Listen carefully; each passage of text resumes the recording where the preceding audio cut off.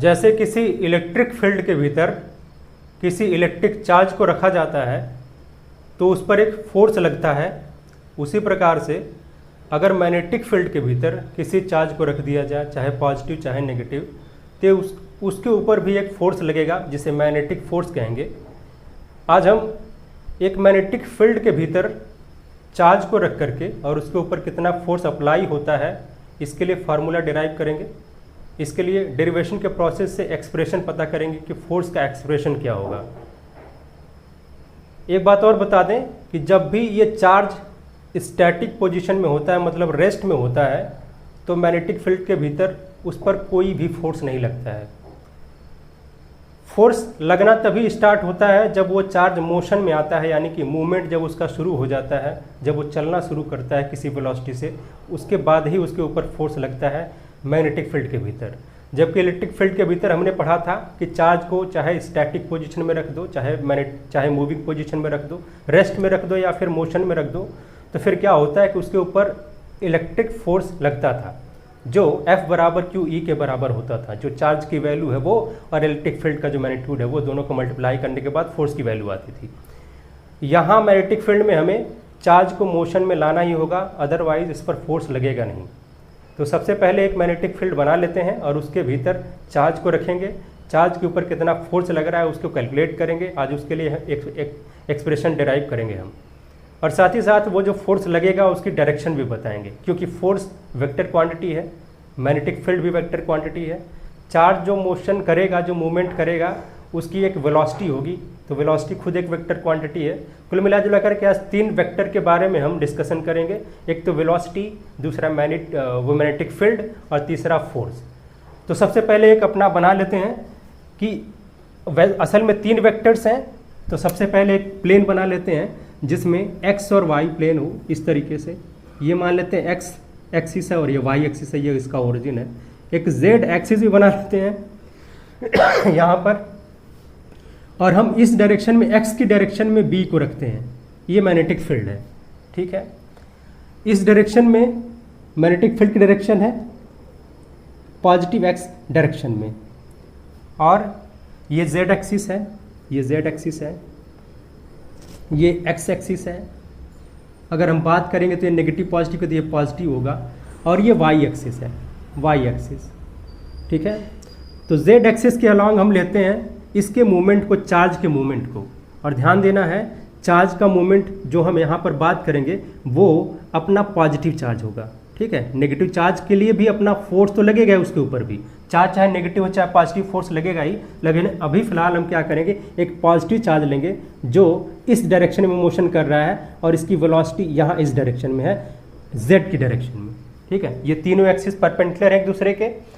तो फोर्स कितना लगेगा, देखिए फोर्स लगेगा जो अभी मैग्नीट्यूड निकालेंगे, लेकिन डायरेक्शन सबसे पहले बता दें कि अगर वेलोसिटी इधर है और मैग्नेटिक फील्ड इधर है मैग्नेटिक फील्ड के परपेंडिकुलर, क्योंकि यहाँ पर भी एंगल 90 होगा, ये मोशन कर रहा है, चार्ज पॉजिटिव चार्ज है, तो इसके ऊपर फोर्स लगेगा। उस फोर्स की डायरेक्शन ऊपर की तरफ होगी, यहाँ पर F ये जो है फोर्स लगेगा, जो मैग्नेटिक फोर्स, वो उसकी डायरेक्शन पॉजिटिव वाई डायरेक्शन में होगी। अब इसके लिए हम फार्मूला डिराइव करते हैं। देखें, इसके लिए फार्मूला या फिर कहें एक्सपेरिमेंट या जो भी स्टडी किया था सबसे पहले लॉरेंज ने किया था। किसने किया था? लॉरेंज ने इसके लिए स्टडी किया था। उसने एक्सपेरिमेंट से देखा कि अगर मैग्नेटिक फील्ड के भीतर किसी चार्ज को रखते हैं तो उसके ऊपर जो फोर्स लगता है, उस फोर्स का जो क्वांटिटी है, जो मैग्नीट्यूड है, वो डिपेंड करता है कि कितनी मैग्नेटिक फील्ड है। पहली बात, ठीक है, कितनी मैग्नेटिक फील्ड है इस पर डिपेंड करता है, लॉरेंज ने बताया। दूसरी चीज़, ये जो फोर्स है वो डिपेंड करता है कि कितना चार्ज का अमाउंट है, चार्ज का मैग्नीट्यूड कितना है, चाहे पॉजिटिव हो चाहे नेगेटिव, इसका मैग्नीट्यूड कितना है कूलाम में, मतलब कितना कूलाम चार्ज है। दूसरी चीज़, तीसरी बात भी है जिस पर फोर्स डिपेंड करता है, वो क्या है कि वो जो वेलोसिटी है और इस वेलोसिटी का वो वाला कंपोनेंट जो मैग्नेटिक फील्ड के परपेंडिकुलर हो। ध्यान देने वाली बात यहाँ पर है, अगर मान लिया कि v ऐसे है, वेलोसिटी पॉजिटिव चार्ज इस डायरेक्शन में जा रहा है, तो अगर हम बात करेंगे यहाँ पर कि एंगल इसके साथ मैग्नेटिक फील्ड के साथ एंगल अगर मान लिया थीटा बना रहा है, इस वेलोसिटी को, इस चार्ज की वेलोसिटी को अगर हम रिजॉल्व करना चाहेंगे दोनों डायरेक्शन में, एक तो एक्स डायरेक्शन में, दूसरा इस जेड डायरेक्शन में, तो होगा क्या, ये वाला पार्ट जो होगा वो होगा v cos थीटा, क्योंकि एंगल थीटा इसके साथ है मैग्नेटिक फील्ड के साथ, और ये वाला पार्ट कितना होगा, v sin थीटा होगा। ठीक है, हमने कहा कि वेलोसिटी का वो वाला मैग्नीट्यूड लेना है, वो वाला पार्ट लेना है, कंपोनेंट लेना है जो मैग्नेटिक फील्ड के परपेंडिकुलर हो। क्योंकि एक बात अभी बता दें कि जो मैग्नेटिक फील्ड के भीतर चार्ज रखा जाएगा, अगर वो चार्ज इस मैग्नेटिक फील्ड के डायरेक्शन में मोशन कर रहा है तब भी उसके ऊपर कोई फोर्स नहीं लगता है। मतलब वो जिस वेलोसिटी से जा रहा होता है उसी वेलोसिटी से चलता रहेगा, उस पर मैग्नेटिक फील्ड कोई फोर्स नहीं लगाएगा। ज़रूरी है कि मैग्नेटिक फील्ड के परपेंडिकुलर में उसका मोशन हो। तो यहाँ हम जो वेलोसिटी लेंगे वो मैग्नेटिक फील्ड के परपेंडिकुलर वाली वेलोसिटी लेंगे, उसके साथ जो 90 डिग्री के एंगल बनाएंगे उसको उस वेलोसिटी को लेंगे। यहाँ पर v का वो कंपोनेंट जो मैग्नेटिक फील्ड के साथ कितना एंगल बना रहा है 90 डिग्री, यानी v sin थीटा। इसका जो दूसरा कंपोनेंट है वर्टिकल कंपोनेंट कहें, जैसे मान लिया कि हम इस तरीके से v अपना है और यहाँ से हॉरिजॉन्टल से थीटा एंगल बना रहा है, ये वाला कंपोनेंट v cos थीटा होगा, और दूसरा वाला ये हॉरिजॉन्टल कंपोनेंट है, दूसरा वाला जो है वो कितना होगा, v sin थीटा होगा, v sin theta vertical component. तो 90 डिग्री वाला जो पार्ट है उसी को यहाँ पर लेना है। इन तीनों बातों को मिला करके जब उसने देखा तो देखा कि भाई फोर्स अपना जो है मैग्नेटिक फोर्स, यहाँ पर जो हम फोर्स लिख रहे हैं वो मैग्नेटिक फोर्स है, वो इन बातों पर डिपेंड कर रहा है, q पर डिपेंड कर रहा है, v के साथ डिपेंड कर रहा है, और उसके बाद b भी है, और sin थीटा को चलो हम बाद में लिख लेते हैं, इन पर डिपेंड कर रहा है। मतलब v sin थीटा पर डिपेंड कर रहा है, इस b पर भी और q पर भी डिपेंड कर रहा है। यहाँ अभी क्या करेंगे, हम प्रोपोर्शनलिटी का साइन लगाएंगे, बराबर का चिन्ह भी नहीं लगाएंगे। अब जब उसको इस प्रोपोर्शनलिटी के साइन को हटाया जाता है फिजिक्स में, तो एक कांस्टेंट लिखा जाता है, उस कांस्टेंट को हम यहाँ k ले लेते हैं, और यहाँ पर q, v और b और यहाँ पर साइन थीटा लेंगे। बिल्कुल ये फार्मूला हो जाएगा हमारे लिए उस फोर्स का, मैग्नेटिक फोर्स का, जो उस मूविंग चार्ज पर लगेगा, जो मैग्नेटिक फील्ड के में मोशन कर रहा है, मूवमेंट कर रहा है, किसी वेलोसिटी से इस v वेलोसिटी से मोशन कर रहा है, उसके लिए उसके ऊपर जो फोर्स लगेगा F बराबर k q v b sin theta लगेगा। यहाँ पर जो k की वैल्यू है इसे 1 लिया जाता है, यूनिट लिया जाता है, उसके बाद जो फोर्स अपना आता है q v b और sin थीटा आता है। ठीक है, ये वैल्यू आती है, ये वैल्यू आती है उस फोर्स की, मैग्नेटिक फोर्स की, जो इस चार्ज के ऊपर लग रहा है। और ये चार्ज किस नेचर का है, ध्यान देना, पॉजिटिव नेचर का है। अगर नेगेटिव नेचर का होगा तो इस फोर्स की डायरेक्शन बदल जाएगी, बाकी फोर्स तो लगना है, फोर्स लगेगा तब भी, क्योंकि चार्ज तो चार्ज है, चाहे नेगेटिव हो चाहे पॉजिटिव, उसके ऊपर फोर्स लगेगा। लेकिन इस फोर्स की डायरेक्शन यहाँ जो अपवर्ड दिखाई दे रही है डाउनवर्ड डायरेक्शन में हो जाएगी, वाई की नेगेटिव डायरेक्शन में हो जाएगी। बस इतना सा अंतर है। इसको देखें, ये जो फोर्स है इसका मैग्नीट्यूड आ चुका है। अगर इसको हम वेक्टर के फॉर्म में रिप्रेजेंट करना चाहें तो बिल्कुल कर सकते हैं। F अगर हम वेक्टर के फॉर्म में रिप्रेजेंट करना चाहें तो F के ऊपर ऐसे एरो लगाएंगे, अब ये वेक्टर बन गया है। उसके बाद इस Q को बाहर करते हैं क्योंकि Q स्केलर क्वांटिटी है, और उसके बाद V के साथ, V वेक्टर है, वेलोसिटी वेक्टर है। वेलोसिटी क्या है भाई, वेक्टर होता है, स्पीड वेक्टर नहीं होता है। इस V के साथ कैपिटल B यानी मैग्नेटिक फील्ड का क्रॉस प्रोडक्ट ले लेते हैं, यानी वेक्टर प्रोडक्ट लेते हैं। अब अगर हम इसको सॉल्व करेंगे तो क्या होगा, Q होगा, और V क्रॉस B जो भी दो वेक्टर होता है, मान लिया A क्रॉस B अगर हम लेते हैं इस वेक्टर को और इसका मैग्नीट्यूड बराबर लिखते हैं तो क्या होता है कि A का मैग्नीट्यूड लिखते हैं हम यहाँ पर, उसके बाद B का मैग्नीट्यूड लिखेंगे, फिर उसके बाद इन दोनों के बीच का जो एंगल है उसका साइन थीटा लिखते हैं। तो अगर हम Q लिखेंगे फिर V B साइन थीटा लिखेंगे तो फिर से यही एक्सप्रेशन हो जाएगा। मतलब इस एक्सप्रेशन को हम इस तरीके से भी लिख सकते हैं, ऐसा हम कर सकते हैं। ये इसका वेक्टर फॉर्म है, किसका, vector form of magnetic force, vector form of magnetic force जो उस चार्ज के ऊपर लग रहा है, जो असल में पॉजिटिव चार्ज है। नेगेटिव चार्ज के लिए फोर्स लगेगा लेकिन इसकी अपोजिट डायरेक्शन में लगेगा। जो फोर्स यहाँ पॉजिटिव चार्ज पर लग रहा है उसकी अपोजिट डायरेक्शन में लगेगा। ये वैल्यू आ गई है। अब कुछ केसेस देख लेते हैं, यहाँ पर कुछ केसेस देखते हैं, ठीक है, कुछ केसेस देख लेते हैं। यहाँ पर ये फार्मूला याद रखना, Q V B sine theta, और क्यू और फिर ब्रैकेट में v क्रॉस b, इसे भी याद रख सकते हो, और वेक्टर फॉर्म का है ये। अब कुछ केसेस देखते हैं कि भाई अगर ये जो मोशन है चार्ज का वो अगर मैग्नेटिक फील्ड के साथ कुछ एंगल बनाते हुए जा रहा है तो उस समय क्या होता है। पहला केस देख लेते हैं कि अगर केस 1 कि अगर जो थीटा है वो ज़ीरो कर दिया जाए। मतलब मैग्नेटिक फील्ड की डायरेक्शन में अगर इस चार्ज को फ्लो करा दिया जाए, मूवमेंट करा दिया जाए, मोशन करा दिया जाए, अगर थीटा ज़ीरो हो जाए तो होगा क्या, क्योंकि हमारा इस फॉर्मूले में साइन थीटा आ रहा है तो साइन ज़ीरो हो जाएगा, और साइन जीरो की वैल्यू होती क्या है, बिल्कुल ये भी ज़ीरो होती है, यहाँ पर 1 नहीं आता है, ज़ीरो आती है, ये साइन ज़ीरो की वैल्यू ज़ीरो होती है। तो यहाँ जब फोर्स लिखेंगे वैल्यू है क्यू वी बी और साइन थीटा। साइन थीटा है जो, उसको साइन ज़ीरो जब लिखेंगे तो ये वैल्यू पूरी की पूरी, क्योंकि साइन ज़ीरो ज़ीरो हो जाएगा और ये पूरी वैल्यू ज़ीरो हो जाएगी, यानी फोर्स कितना लगेगा, ज़ीरो लगेगा। कब, जब हम चार्ज को मैग्नेटिक फील्ड की डायरेक्शन में मोशन करा देंगे तब। दूसरा केस देखते हैं यहाँ पर। दूसरा जो केस है वो ऐसा है कि अगर मान लिया कि थीटा को अगर हमने 90 रख दिया है, थीटा को 90 रखा, अब साइन थीटा कितना हो जाएगा, साइन 90 के बराबर हो जाएगा, जो वैल्यू 1 के बराबर आती है। अब यहाँ से जो फोर्स होगा क्यू वी बी और फिर साइन 90 लिखेंगे ये वैल्यू, और साइन 90 की वैल्यू 1 होती है, यानी कि इस बार हमें जो फोर्स मिलेगा वो मैक्सिमम फोर्स मिलेगा, मैग्नेटिक फोर्स जो मिलेगा वो मैक्सिमम मिलेगा, और उसकी वैल्यू होगी क्यू वी और बी, सीधी सी सिंपल इतनी वैल्यू होगी, ये वैल्यू होगी। ठीक है। तीसरे केस में, केस थर्ड में, अगर हम क्या करें, इस वेलोसिटी को ही ज़ीरो कर दें। ठीक है, क्योंकि हमने बताया था कि अगर चार्ज रेस्ट में है इस पर कोई फोर्स लगेगा नहीं।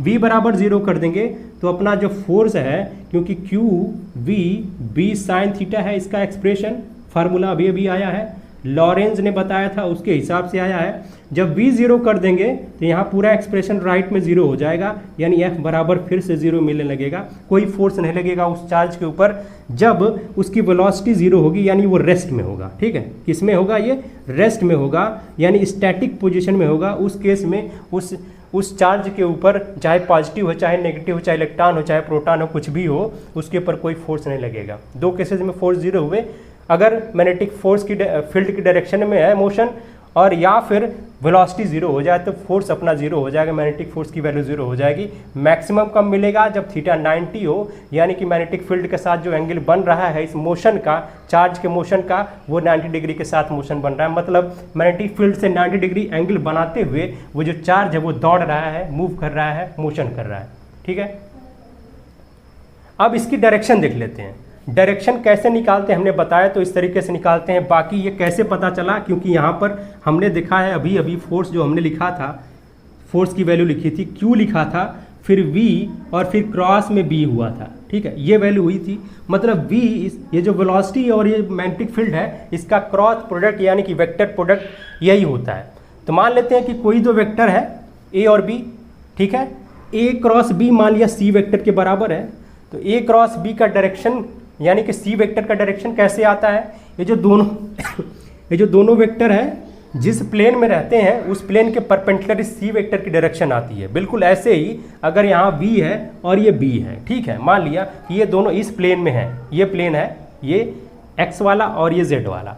ठीक है, तो इस प्लेन के परपेंडिकुलर जो Y एक्सिस है वहीं पर ये फोर्स लगेगा। ठीक है, वहीं पर फोर्स लगेगा। अब जरा बात कर लेते हैं यहाँ पर एग्जैक्ट डायरेक्शन कैसे निकालेंगे। दो लोग थे, दो साइंटिस्ट थे जिन्होंने यहाँ पर ये जो मैग्नेटिक फोर्स की डायरेक्शन निकालने के लिए उन्होंने तरीके बताए, नियम बताए, उसको देख लेते हैं। पहला तरीका बताया फ्लेमिंग ने। ठीक है, फ्लेमिंग ने बताया, और फ्लेमिंग का लेफ्ट हैंड रूल यहाँ पर काम करता है फोर्स की डायरेक्शन बताने के लिए। फर्स्ट चीज़ है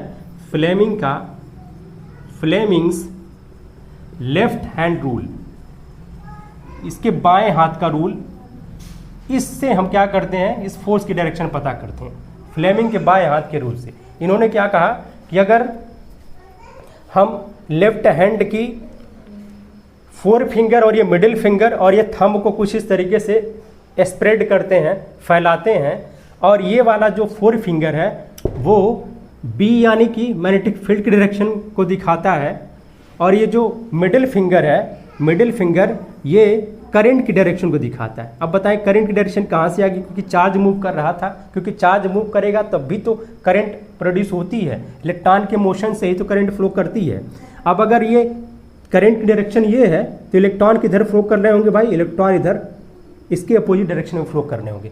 अगर पॉजिटिव चार्ज की बात करें तो पॉजिटिव चार्ज जो होगा प्लस क्यू चार्ज वो इसी डायरेक्शन में फ्लो कर रहा होगा। तो चाहे पॉजिटिव चार्ज की डायरेक्शन कहें, चाहे इलेक्ट्रिक फील्ड की डायरेक्शन कहें, या फिर ये कहें कि इलेक्ट्रॉन के डायरेक्शन की अपोजिट डायरेक्शन में ये वाला जो हमने डायरेक्शन लिखा है वो करंट की डायरेक्शन लिखा है। ठीक है, मतलब ये मैग्नेटिक फील्ड को, ये करंट की डायरेक्शन को, या फिर कहें इलेक्ट्रॉन के डायरेक्शन की अपोजिट डायरेक्शन, क्योंकि इलेक्ट्रॉन इधर फ्लो करेगा इसके अपोजिट डायरेक्शन में, या फिर कहें जो पॉजिटिव चार्ज है उसके मोशन की डायरेक्शन में। अगर ऐसा है तो जो ये थंब हम यहाँ पर एक्सप्रेड करते हैं, मतलब यहाँ पर इस मिडिल फिंगर और फोर फिंगर के बीच का एंगल 90 डिग्री है, और फिर ये जिस प्लेन में आ रहे हैं उस प्लेन के बिल्कुल परपेंडिकुलर ये थंब है। ठीक है, मतलब अगर ये दोनों इस प्लेन में है तो जो मैग्नेटिक फोर्स आएगा वो इन दोनों प्लेन के परपेंडिकुलर होगा। ठीक है, बस इतनी सी बात है। फ्लेमिंग्स ने यही बताया लेफ्ट हैंड के रूल से कि भाई यहाँ जो मोशन कर रहा है, जिसकी जो वेलोसिटी है उसकी चार्ज की वो, और जो मैग्नेटिक फील्ड है वो अगर जिस प्लेन में है उस प्लेन के बिल्कुल परपेंडिकुलर फोर्स की डायरेक्शन होगी, यानी कि मैग्नेटिक फोर्स की डायरेक्शन होगी। ठीक है, यानी कि यहाँ पर V क्रॉस ये V है, V की डायरेक्शन कहें, चाहे फिर इलेक्ट्रिक फील्ड इलेक्ट्रिक करंट की डायरेक्शन कहें, V क्रॉस B जब निकालेंगे यहाँ पर दोनों वेक्टर हैं और आएगा कितना, F आता है भाई, Q इसके साथ मल्टीप्लाई भी रहता है। ठीक है, ये जो फोर्स आएगा जाहिर सी बात है V और B के प्लेन के परपेंडिकुलर होगा। ठीक है, और ये फोर्स की डायरेक्शन आएगी। अगर मान लिया कि हमारे पास ये जो पॉजिटिव चार्ज का मोशन नहीं हो रहा है, इलेक्ट्रिक जो अपना चार्ज है वो नेगेटिव चार्ज यानी इलेक्ट्रॉन है, तो इलेक्ट्रॉन इधर मोशन कर रहा होगा इसकी अपोजिट डायरेक्शन में, यहाँ देखें इधर डायरेक्शन में। तो क्या करेंगे, ऐसे हम यहाँ पर B तो करेंगे ही, उसके बाद क्या करेंगे, ये जो मिडिल फिंगर है इसको करंट की डायरेक्शन में ले जाएंगे, चार्ज की डायरेक्शन में, ये होगा इधर हो गया, और फिर फोर्स नीचे लगने लगेगा। मतलब इस चार्ज की पोलरिटी बदलने से हमारा जो फोर्स है उसकी डायरेक्शन बदल जाती है। इधर मान लिया पॉजिटिव लग रहा है फोर्स ऊपर की तरफ अपवर्ड डायरेक्शन में, उस समय क्या लगने लगेगा, इधर नीचे की तरफ फोर्स लगने लगेगा। ठीक है, F डैश लगेगा जो नीचे की तरफ लगेगा, और ये F डैश जो है वो इस F के मैग्नीट्यूड के माइनस में होगा, मतलब वेक्टर की बात करेंगे तो ये माइनस ऑफ F होगा। ठीक है, ये वैल्यू। तो चार्ज बदलने से या फिर वेलोसिटी का डायरेक्शन बदलने से हमारा जो फोर्स है उसका जो डायरेक्शन वो बदल जाता है, बिल्कुल अपोजिट हो जाता है। पहला रूल। दूसरा रूल भी एक है जिससे हम इस फोर्स की डायरेक्शन पता कर सकते हैं, वो है राइट हैंड पाम रूल। ठीक है, राइट हैंड पाम रूल यानी कि दाहिने हाथ की हथेली का नियम, पाम रूल। ठीक है, पाम रूल, यहाँ पर हैंड नहीं है, यहाँ क्या है, यहाँ पाम है यानी कि हथेली है, हथेली की बात करेंगे। तो राइट हैंड वाला जो हथेली उसको अगर ऐसे उठाते हैं, ऐसे स्प्रेड करते हैं, और ये है अपना मैग्नेटिक फील्ड का डायरेक्शन।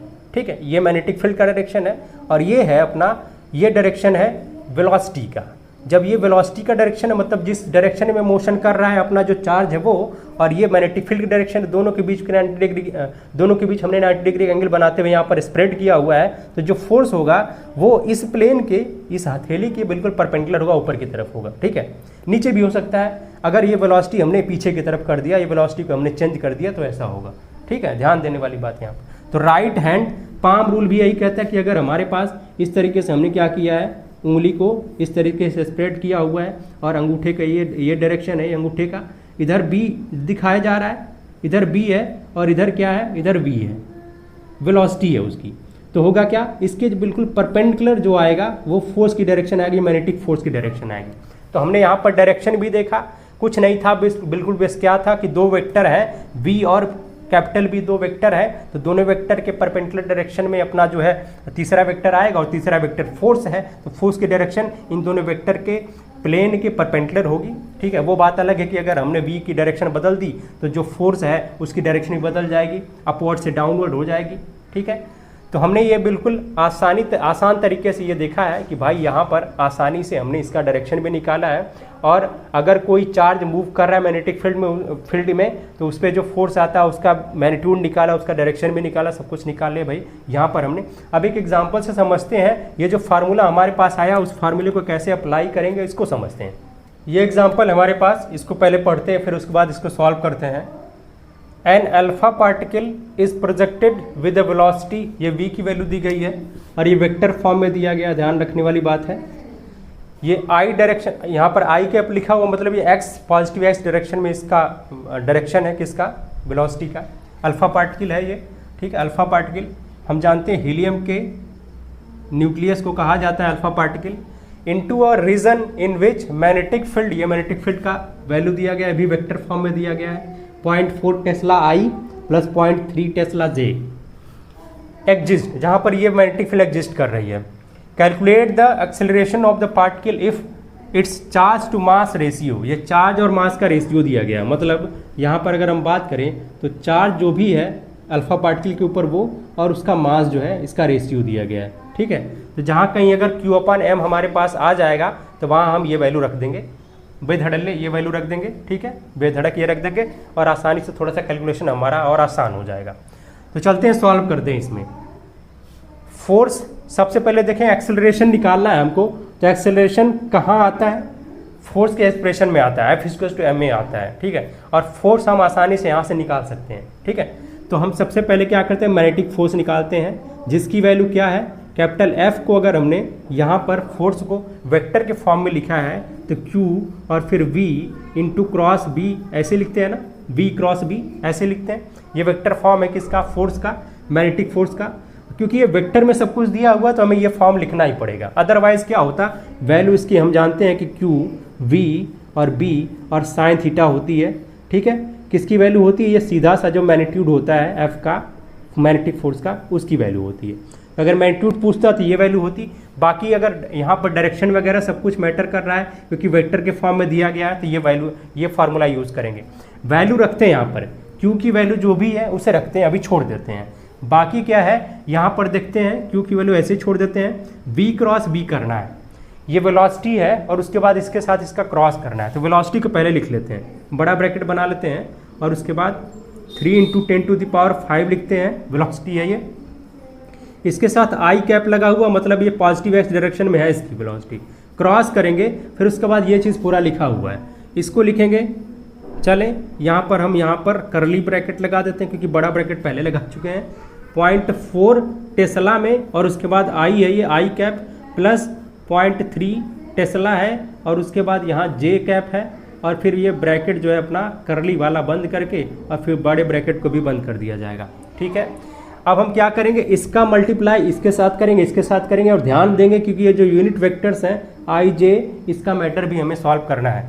Q यहाँ पर लिखते हैं, बाकी इसके अंदर आते हैं 3 × 10⁵, और ये चीज़ आई का आई के साथ जब क्रॉस करेंगे तो देखें, आई का आई के साथ जब क्रॉस करते हैं, देखें आई और आई के बीच का एंगल कितना है, थीटा 0 हो जाएगा, और फिर साइन 0 आता है क्योंकि क्रॉस निकालते हैं, तो फिर क्या होगा, इसका मैग्नीट्यूड, इसका मैग्नीट्यूड और साइन थीटा, तो साइन 0 हो जाएगा, साइन 0 0 हो जाता है, इस वजह से वैल्यू 0 आती है।